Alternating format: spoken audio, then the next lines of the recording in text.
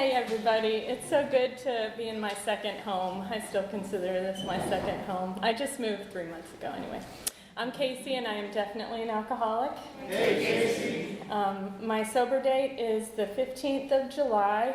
I was going to say 1975 because that's the year I was born. No, that's not right. Definitely not. 2021, so I'm still new in the program.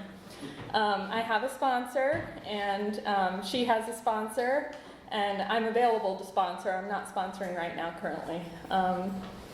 So yes, my home group is the Snead's Ferry Friends of Bill. We meet Monday, Wednesday, and Friday at 8 a.m.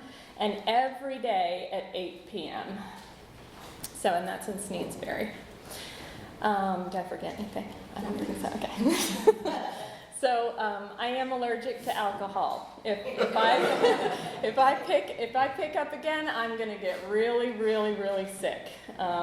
And as a sponsor of mine used to say, it might not happen right away. That first day I might make it. Oh, but it's going to come on fast. If it's not the second day, it'll be the third day. And before you know it, I'll be right back and even worse than when I walked in here. I am very grateful for my sobriety, and it's due to having such a loving community as you all. You all are where I got sober, and I'll always have a home here. So I'm going to cry. And so, yeah, I'm definitely an alcoholic. My mom was an alcoholic, and she died from it. My dad definitely abused alcohol. So it's a family disease. It skipped a bunch of generations. It's not like I know of a lot of alcoholics. My uncle is an alcoholic as well. I definitely was born an alcoholic, I believe. My first drunk was when I was 3 years old. So that kind of tells you, tells me that I was born an alcoholic. 3 years old, I saw my opportunity at the Super Bowl party, and I was off to the races. I was like, this is great, the adults are drunk, and so am I. I passed out, my parents took me home. It was a funny family story that we used to tell. So yes, I was born an alcoholic. I had, on the outside, our family was, perfectly normal on the outside, but on the inside, pretty dysfunctional. We definitely didn't talk about feelings, emotions. I didn't have the tools, and neither did my parents. We didn't have very many tools. My parents did the best they could with what they had, and they gave me what they had. We just didn't have any tools.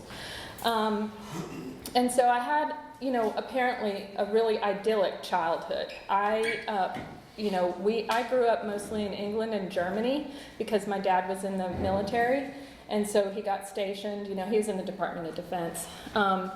So I don't remember having those feelings of inadequacy or feeling really different until early teenagehood. But I did have some of that when I was younger.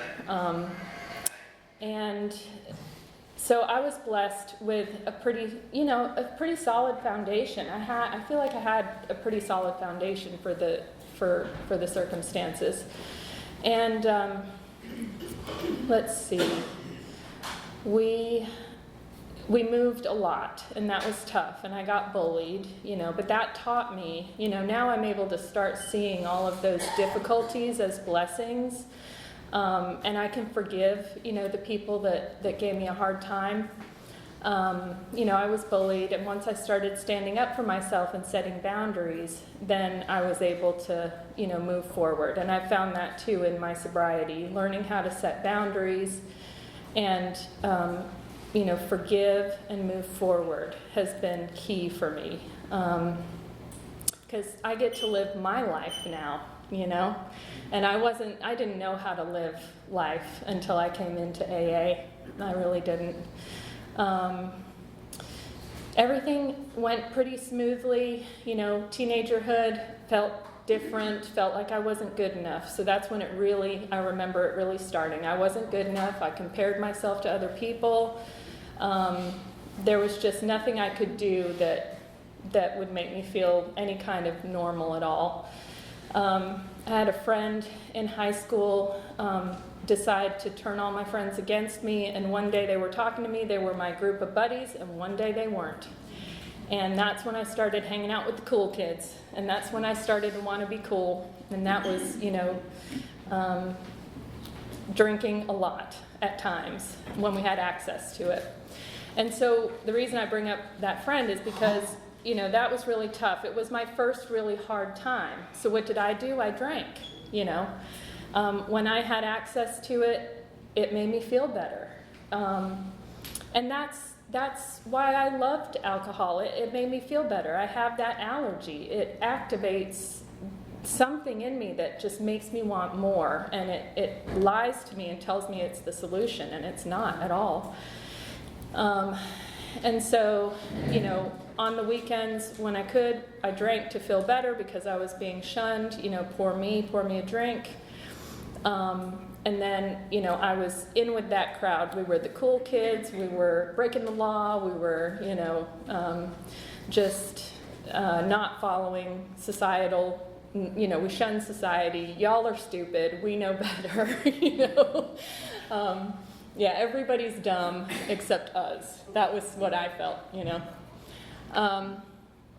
And so that's, where my pride really, started growing. And it was how I coped. It was the only way I knew how to cope, because I felt like crap. And so drinking made me feel better, and looking down on other people was how I coped, And I can forgive myself for that now, thanks to this program, because, I love myself more today. Let's see. So moving became difficult as a teenager. I had to leave my friends. We moved back to the States when I was 18, and I'd only lived there once before for a few years in Maryland. So when I was 18, I didn't go right to college. I worked on a horse farm because I was directionless. We're moving, all my friends are gone. And of course, to have, to fill the God-sized hole inside of me and feel like I was worth anything, I had to have a boyfriend, right? So I got my first job, and I had 2 jobs, of course, because I have to have 2 jobs. And I met the first decent-looking guy that came along. I'm like, you're it. And boy, did I pay for that decision. We were, totally, betrothed to each other, and we were going to be together for life, and made all these, silly promises now that I look back on it. And we were due to, I did get into college thanks to my mom, who helped me with all my applications, because I wasn't going to do it. I think she wrote some of my applications for me. I can't remember. Imagine that.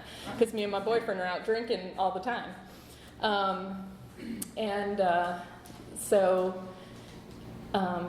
I was due to drive across country with him to go to college.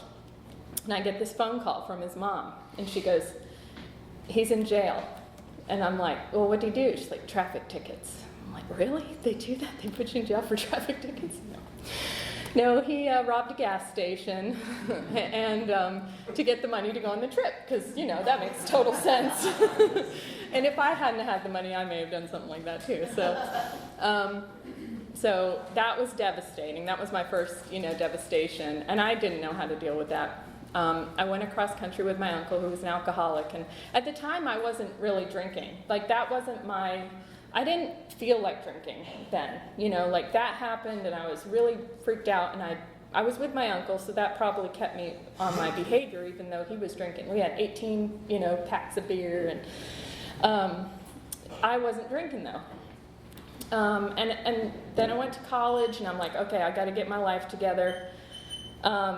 That boyfriend ended up coming out, after he got out of jail, to California, because he got out because he had health issues. So I'm like, oh, we can still be together, and then he cheated on me. I'm like, oh, okay, great. So, so I'm loyal to you, and then that happens. Okay. So I really know how to pick them, and that keeps happening in my story. I was devastated. I'm going to college, and I'm really feeling less than, because I'm in college, all these people are smart, and they study, they know how to study. I don't know how to study. I got lots of D's, and, barely didn't get worse than D's my first semester. I felt really inadequate. And then I just isolated myself. I didn't go out with friends. I wasn't drinking because my goal now was to feel better about myself by, knowledge, like I need to get a good job, and to do that, I just have to knuckle down in these books, and I didn't really have friends. I studied all the time. I way overdid it, like I do. And so and then I graduated, I got jobs, and was just driven by fear, because I was like, I have to get good jobs, and I was in a competitive field, and I had to feel better by thinking you were less than me. And then I ended up around people who did that to me, who when I went to graduate school, my advisor, he was really rough. And the day that I picked up alcoholically for sure, I'm sure I did alcoholic drinking before that, but I remember the day that my daily I need alcohol started. And it was that guy, my advisor, my boss, made me so angry one day with truly hurtful words, with other people. And it was bad.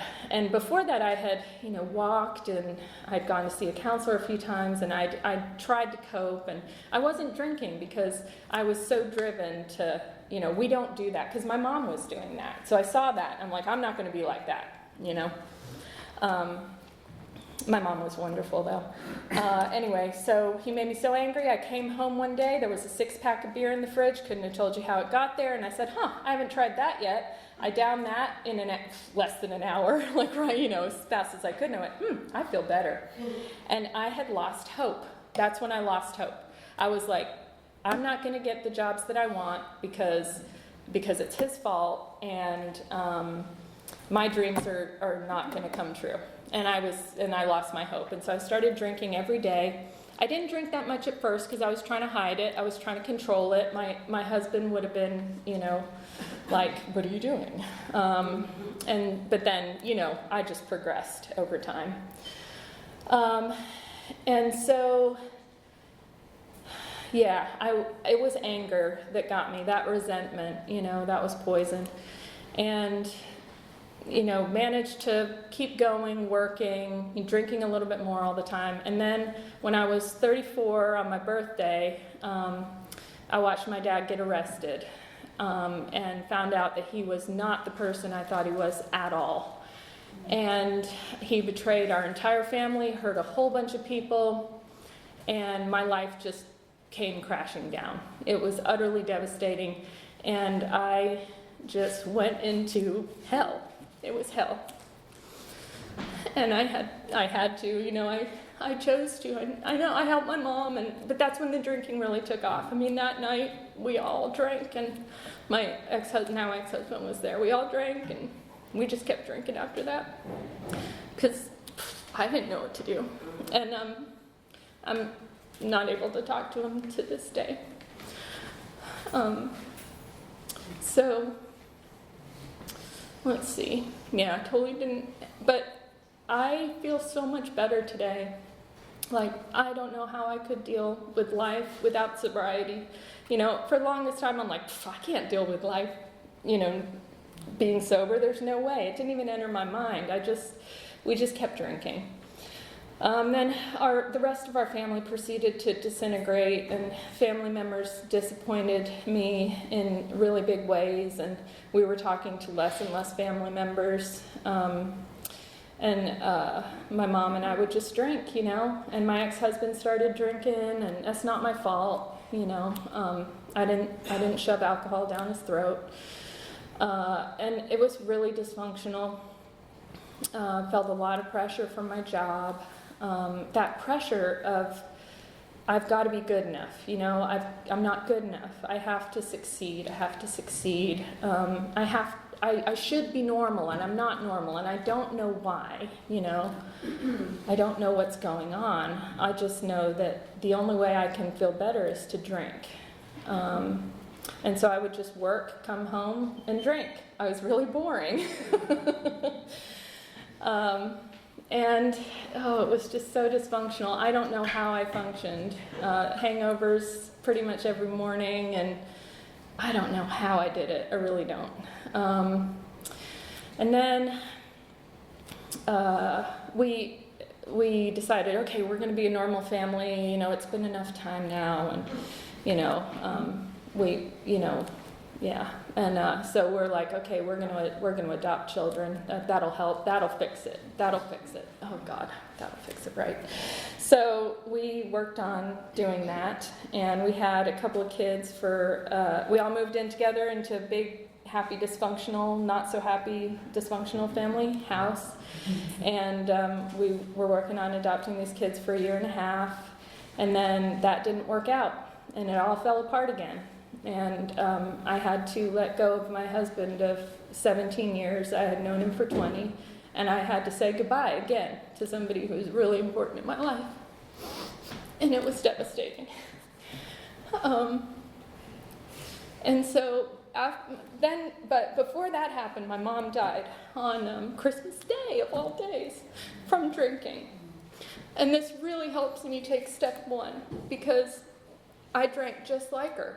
I hadn't progressed that far yet, but I was on that progression big time. And, just go to work, come home, drink. Drink on the weekends. So Christmas, we had, a Christmas full of booze. And I heard her speech. I was upstairs putting the kids to bed, and I heard her talking really funny downstairs. I just heard roar, roar, roar, roar, like that. And I knew something. I'm like, oh my God, she's having a stroke. Thank God I was sober enough to know. I wasn't sober, but I was with it enough to know that. I ran downstairs, and she was having what looked like a stroke. And we called and they came, and the term alcoholism didn't hit me in the face until that night, when the doctor came to me and said, well, it's a massive brain hemorrhage. It's the alcoholism. We can't do anything for her. The doctor said to me, it's the alcoholism. And I was like, oh, alcoholism, I'm sure I was in denial before that, Of course, I knew I had a problem before that. So that was really devastating. But it helps me take step one, right? Because I know where I'm going. If I pick up a drink, I know where I'm going. So then had to say goodbye to my husband of 17 years, knew him for 20. Had to say goodbye to his whole family. They live in Mexico. They're far away. I can't interact with them because it just would be a mess. It's not necessary, I don't think. Who knows, one day, I don't know. I can be open to things now today. I don't know what the future's going to be. I can't predict the future, that's for sure. So I was living in this house by myself, a big house by myself with my dogs. Thank God for dogs. Thank God for dogs. And one day it just hit me. I'm going to grab my phone so I don't talk too long. But one day it just hit me. I said, okay, this is my higher power showing up for me in a big way. Well, my first interaction with my higher power was when my mom was dying. We were in the hospital. And my dad showed up, even though he said he wasn't going to, because she wasn't speaking to him. My aunt showed up, who she wasn't speaking to for good reason. And they both were like, we're coming. And I'm sitting there going, do I deny these people? Do I shut the door and say, no, you can't be here, Because my mom was, under all kinds of medication. And all of a sudden, even though I was drinking and I was totally drunk when this was happening, I saw a gate that was open in my mind. It's so odd. I saw a gate in my mind that was open, and literally my higher power said to me, you are not the gatekeeper. You do not get to make these decisions. This is not your decision to make. Step back. You don't need to do anything, Biggest relief came over me, and I'm just like, okay, that's not my job. My higher power literally said to me, that's not my job. And that phrase has saved my behind so many times since then, because I know how I can worry and think I need to do all of these things to make sure the outcome happens and blah, blah, blah. Nope, Kasey, that's not your job. You're responsible for the effort. You make your best effort, the outcome is up to your higher power. Just let it go. And so that was my first let it go. And I was an atheist. I didn't recognize that as a higher power. I was an atheist. And then after I'm in this house by myself, after everybody's gone, oh my God, did I feel sorry for myself. Oh, so sorry for myself. I didn't know any better, so I'm just working, coming home drinking, and then COVID, and then drinking's happening earlier and earlier in the day. So I started breaking my rules. My rules were, don't drink before 5 o'clock, don't drink during work, don't drink in the morning. And I started violating those. And I noticed that, and I was looking up on Google, like, do I have a problem, Google? What should I do about it, Google? And Google was telling me, count your drinks. So I keep, to this day, I have sheets of paper that just have these crazy-ass check marks on them, like, and so... And I wouldn't usually finish counting my drinks. But I keep those papers. They're stained, they're crazy, they're all crumpled. And I keep those, and I'm so glad I have them. So one day, I'm in hell. My therapist even told me I was in hell. I was in hell.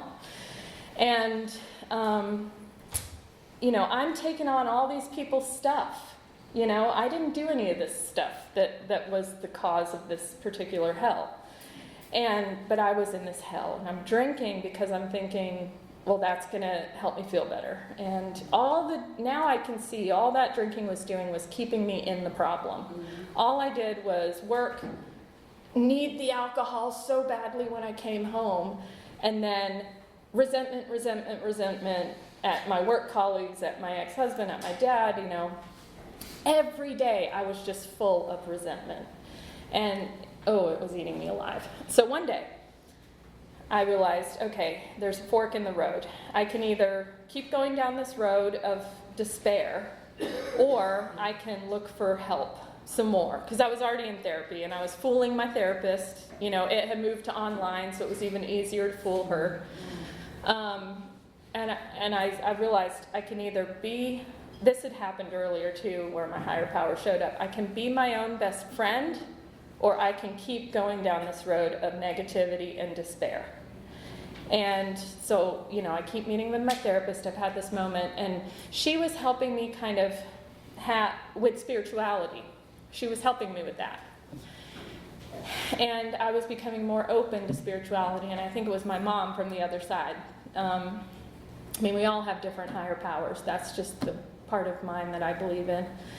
And one day my therapist said, I think you're good. You don't need me anymore because we're meeting online. And I am so depressed, and I'm drinking, and I just look at her and I'm like, I just looked at her and I said, I'm not good. I'm drinking every day. And I told her, I'm drinking every day. I think Google finally got through to me that I've got to tell somebody that I'm drinking every day. And she just took it in stride because she used to be a licensed substance abuse counselor. And she said, well, I don't do that anymore, but just get yourself a licensed substance abuse counselor. So I did. And it happened to be a person who's in the rooms. And she was so sweet because she wasn't taking patients, but I was waiting to get into a different program. And she could see that I needed help so she went out of her way, like, we do when we work the program, to help me. And so she met with me. And I sat in, I knew, quote unquote, that I had to stop drinking. I could see where this counseling was going, and I just sat in the chair and cried because I was like, how am I going to live without alcohol? My God. But she told me, she said, it's a disease. It's not your fault you have a disease. You didn't choose to have this disease. And I was like, oh, wait a second. And then I felt a lot of anxiety leave. I just had these moments where I would feel this anxiety go down, and I really thought about that. And I'm like, oh, I have a disease. Like, there are other diseases, cancer, diabetes. I have a disease, and that really opened the door for me. She also told me something that really helped me, which is she asked me, she said, can your feelings kill you? And I was like, oh, they feel like they can. And she's like, but can they? And I was like, no, they can't. And I'm like, what I do with my feelings can kill me. And so then that connection, okay, feelings, pick up the drink, I could die. And that's another thing she told me. She said, you could die today. I'm like, no, I can't. I'm not that bad. And I couldn't believe that other people didn't have 8 or more vodkas a day. I'm like, isn't that what people do? They have their day, they get all frustrated and flustered, and they come home and relax and have 8 vodkas or more. Like, I really thought people did that. That's how delusional I was. She's like, no, Kasey, other people don't want to drink. Even when they go through hell like you did, they don't have the disease, they don't want to drink. And I'm like, I couldn't believe that. And I'm just like, how the hell am I going to do life without drinking, And so that was my first entree into honesty, is can my feelings kill me? No, my feelings can't kill me. I need help.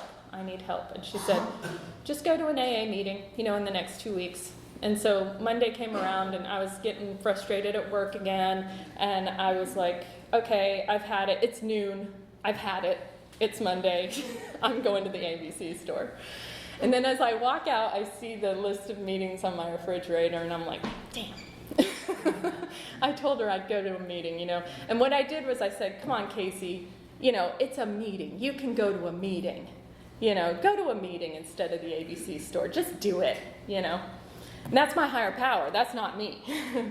And I'm grateful for that. Like, I was almost kind of being defiant, and it was helping me, So I walked into the Wilder building to a noon meeting, which was my home group when I was here. Oh, I have another home group, which is Sobriety Sisters, which meets online, Moore County Sobriety Sisters. I forgot to mention that. Anyway, so I still have a home group here. Thank God for those online meetings. And I walked into the Wilder building, and the reason I wasn't going to go is because I didn't want to cry. I'm like, oh God, I don't want to cry in front. It was going to keep me out, of that meeting. And I'm like, oh, just do it, Are you a sissy? Just go to a meeting, So that was the self-abuse actually acting in my favor.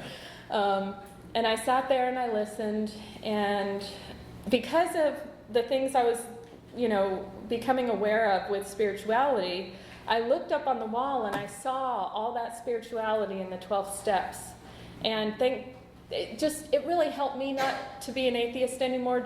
And you can be an atheist and still have a higher power. It's just mine was, I really needed a higher power that was, all encompassing and everything. And part of the reason I wanted to stop drinking was so I could connect with that higher power. Because I was becoming aware that I was not connecting with anything, of the universe or anything of the one consciousness, the one universal consciousness. I was not connecting with that because I was drinking, and that was part of my motivation. I looked up, one day it just came to me to look up spirituality and TED Talks on YouTube. I did that, and a world opened to me because there are programs at University of Virginia, all these universities, and anyway, I needed that because I'm a scientist, I had to be like, there needs to be proof here, people, forget that it works. There needs to be proof. Now I know the proof is, it works, I'm sober, that's the proof.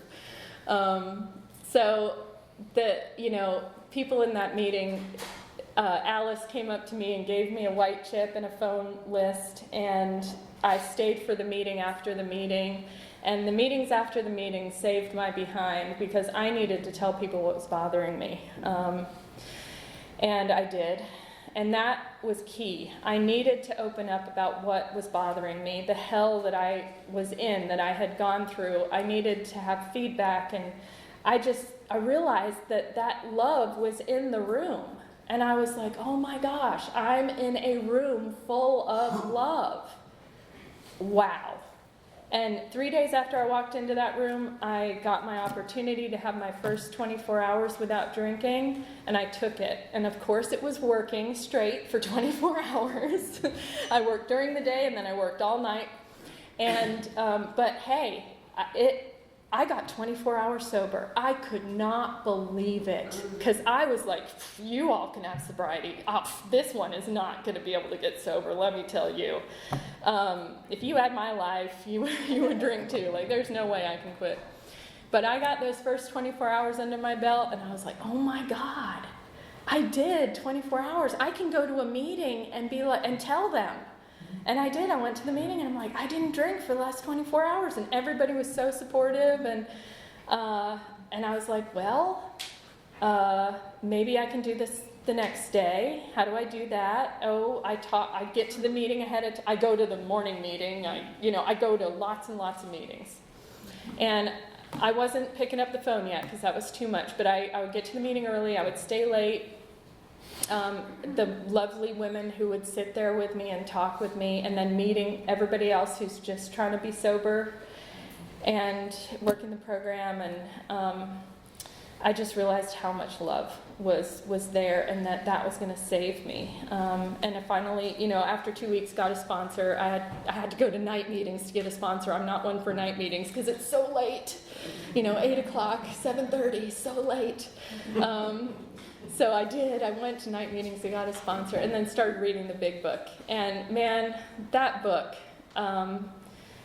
the chapter on we agnostics, that said it all to me for the higher power. I was like, I cannot believe that my higher power is here, And my higher power showed up because of my mom. There's no way without my mom. I don't think because I was so closed to all that. I thought people who believed in that kind of stuff were stupid. I was like, you're dumb. I was really arrogant about that. And so I got a sponsor. We went through the book. And all of the sayings, they help me to this day. I finally started picking up the phone, and my sponsor, was the person that enabled me to do that, because I was afraid of the phone. I'm not afraid of the phone anymore at all. Like, somebody calls me, I'm like, oh, good. I pick up the phone. Not if it's like a bill or something like that. but I pick those up. I pick up the phone calls about me, oh my God, me, I'm late on paying a bill. I'm such a horrible person, and I beat myself up. I pick up the phone and I pay that bill, and I keep it simple, keep it so simple. And the present moment has saved me because, like a lot of us, and me in particular, I felt really crazy, the first year and a half. I felt really crazy. Well, year and a good quarter. And then just the present moment, working the program. I thought if I go through the steps, it'll help me organize, being able to share the solution that I found. So, step 1, I'm powerless over people, places, and things. My life will become unmanageable in a heartbeat if I think I can change the past, if I think I can change a person, if I can change a situation that I can't. Some situations I can. And where the unmanageability for me was in my mind. I hadn't lost those material things. I was one of those who's like, tell me how my life's unmanageable. I'm keeping it together. I've got a job, car, I pay the bills kind of, but I don't like paying them, so I don't sometimes. And so, working with a sponsor helped me see, and I just knew how anxious. I was so anxious and so unmanageable up in here. I had so much fear. Everything was overwhelming. But working the steps, just gradually unwind that big mess of a ball. I can still be a mess. I was a mess this afternoon on the way here. And then I felt better after talking to my sponsor and talking to God. And then step 2, a power greater than myself can restore me to sanity. And to me, that sanity is healthy thinking, and a big part of that for me was not beating myself up. What a concept. Man, I was my own worst enemy. I hated myself. I was not good enough. I was, and as I was working that step, I remember walking around I realized that any negative thought I was having, it was alcoholism. That's my alcoholism. That's my disease. Any negative thought I'm having is my alcoholism. So this is weird, but I used to walk around my big empty house by myself, flipping off alcoholism. I'd have a negative thought, and I'd just be like, screw you, alcoholism. You walking around doing the dishes, screw you, alcoholism, So and that helped me a lot, is humor and being kind of crazy, finding the humor in everything. That really helps restore me to sanity big time. So I'm glad that my higher power has a sense of humor. And then turning my will and my life over to the, oh God, I forgot it. Over to the care. I knew it wasn't power. It was like the care of God as I understood God. That relieved me of a lot of the, I've got to do this and I've got to do that. And I could literally, pause, pray, proceed. I could be so worried about something and then be like, wait a second, Kasey, this is not about you. Let's sit back and watch and see what happens. Let's take ourselves out of this equation and be like, higher power, hey, a lot of the time I don't know what to say in prayers. I just go, hey God, that's it. Hey God, just to keep that connection going. And that takes a lot of the, it's not my will. I want to do my higher power's will, which is being of maximum service. And that takes a lot of all the BS that can go on in our mind when we go, wait a second, what am I doing here? Oh yeah, I want to be of maximum service. How do I do that? Oh, not be thinking about my resentments, not be thinking about all the fear, not be thinking about, what they're going to think of me and how they're going to treat me and all that BS. If I'm thinking about all that BS, I can't be of maximum service because sometimes I don't want to pick up that phone and somebody might want to talk to me. And, and that's those tough days, we all have them. But they're fewer and less frequent. And then step 4 was what was going to take me out of AA. I'm like, after all that stuff they did, I've got to look at myself. Are you kidding me? Are you kidding me? And I took that all kinds of the wrong way. I took a lot of the language in AA as much more harsh than it's meant to be. And one of the things that saved me, my higher power got through to me in my really early meetings, where I just heard, Kasey, leave the cynicism at the door, leave the judgment at the door, just listen to the words. They're only words. They have a dictionary definition, which is like 50 times less severe than your definition. So how about talk to your sponsor about it and realize, oh no, this program isn't beating on me. I'm beating on me. Oh, okay. And that's my character defects. A lot of my character defects were, I'm abusive to myself. And yeah, and then in step 4, I never thought I'd be able to say things like, one thing I figured out was I'm beyond reproach. So if I do anything wrong, I'm horrified, because how could I do that? Not me. And I know, now I can, because I love myself more, I'm just a human. I'm another bozo on the bus. I screw up, we all do. I make mistakes. And just being able to look at my character defects without going, oh, Kasey, you're such a jerk, that's not what it's about. It's about freeing myself of all the BS, of all the stories I tell myself. That was another one. My sponsor mentioned those words to me. The stories we tell ourselves, because that's what's going on. It's this unmanageability up here, up in my mind. I tell myself a story about everything. How about going step 3? Step 3, you know. And then telling, opening up to somebody, step 5, I really had to open up. I had to really not leave anything out to the best of my ability, because then I go, oh, wait, I'm just another human, I am worthy of forgiveness. I'm no better or no worse than anybody else. Steps 6 and 7, I include that in the prayers every morning. Like, please remove my character defects. I humbly ask you to remove my shortcomings so that I can be of maximum service. And that's really helping me get out of myself. Because in step 4, I really realized, okay, all these resentments that I'm keeping, what I'm doing is I'm holding on to them.